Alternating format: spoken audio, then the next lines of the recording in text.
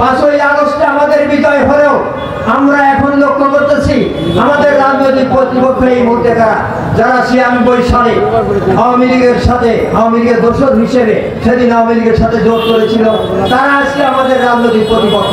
ইতিমধ্যেই আপনারা জানেন অনেক আওয়ামী লীগের লোক তারা দাড়ি রেখে টুপি মাথায় দিয়ে 5ই আগস্টের পরে জামাত হয়ে গেছে। অতএব আজকে জামাত ইসলামের ভাইরা যে কথা বলছেন যে জান্নাত তারা হাতে করে নিয়ে ঘুরে বেড়াচ্ছে, জান্নাতের মালিক তারা হয়ে গেছে। আজকে ফেসবুক খুললে ইসলামী যারা ধর্ম অবলম্বী তারা পরিষ্কার ভাবে বলছে যে এদেশে আর শয়তানের দরকার হবে না, জামাত ইসলাম এসে গেছে। অতএব আপনারা সজাগ থাকবেন।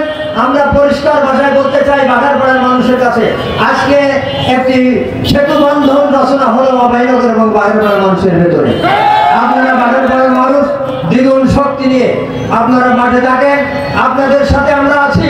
যে কোনো পরিস্থিতিতে আমরা ন্যায় প্রতিষ্ঠা করার জন্য এই আন্দোলনের মাঠে এবং কোনো অবস্থাতেই কোনো দুর্নীতিবাদ যাতে আমাদের এই প্রত্যাশিত আমাদের যে রাজনীতি সেটাকে কলঙ্কিত না করতে পারে, কোনো ঋণখেলাপি যেন আমাদের নেতৃত্বের মাথায় আসতে না পারে, সেই জন্য আজকে বাংলাদেশ জাতীয়তাবাদী দলের কাছে একটি পরিষ্কার মেসেজ যে দুর্নীতিবাদের সাথে বাংলাদেশ জাতীয়তাবাদী দল অভয়নগর থানা এবং বাঘারপাড়া উপজেলা পৌর কোনো ক্রমেই মেনে নেবে না, কোনো আপোষ করবে না তার সাথে। গাংচিল টিভি, সত্য প্রকাশে অনুসন্ধানী চোখ।